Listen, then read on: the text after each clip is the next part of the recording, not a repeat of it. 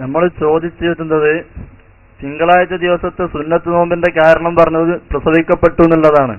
അപ്പോൾ ഇന്ന് നിങ്ങൾ തിന്നാൻ വേണ്ടിയിട്ട്, നിങ്ങൾക്ക് കാശ് കിട്ടാനും തീറ്റി കിട്ടാനും വേണ്ടിയിട്ട് നിങ്ങൾ മൗലിദ് നടത്തുന്നത്, അതല്ലാതെ ഇതിൽ വലിയ തെളിവൊന്നും കാണുന്നില്ല. നിങ്ങൾ തന്നെ പറയുന്ന ഇമാം സുയൂത്തി പറയുന്നത് ഈ മൗലിദിന് യാതൊരു തെളിവുമില്ല, അത് ബിദ്അത്താണ്, അനാചാരമാണ് എന്നാണ്.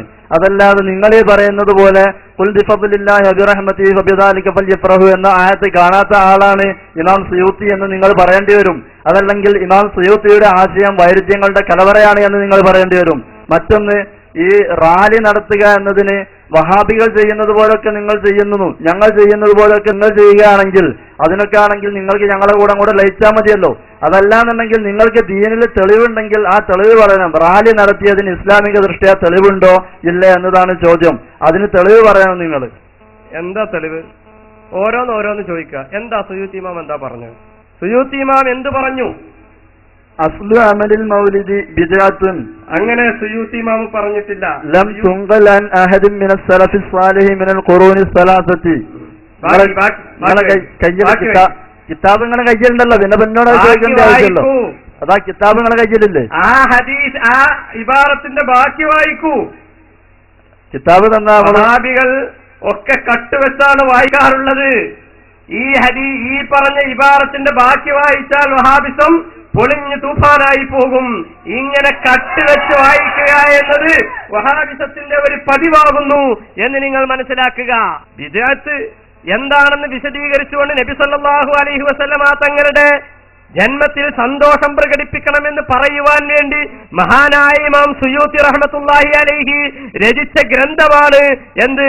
ഹുസ്നുൽ മഖ്സിദ് ഫീ അമലിൽ മൗലിദ് എന്ന ഗ്രന്ഥത്തിൽ നബി സല്ലല്ലാഹു അലൈഹി വസല്ലമ തങ്ങളുടെ ജന്മത്തിൽ സന്തോഷം പ്രകടിപ്പിച്ചുകൊണ്ട് ഭക്ഷണം നൽകുക അടക്കമുള്ള കാര്യങ്ങൾ ചെയ്യൽ സുന്നത്താണ് എന്നാണ് മഹാനായ ഇമാം സുയൂത്തി റഹ്മത്തുള്ളാഹി അലൈഹി പറഞ്ഞിട്ടുള്ളത്. വബയ്യന സുയൂത്തി റഹ്മത്തുള്ളാഹി അലൈഹി അന്ന ഫിഅലഹു സല്ലല്ലാഹു അലൈഹി വസല്ലം ഹാദാ ഇദ്ഹാറുൻ ലിശ്ശുക്രി അലാ ഈജാദില്ലാഹി റഹ്മത്തൻ ലിൽ ആലമീൻ.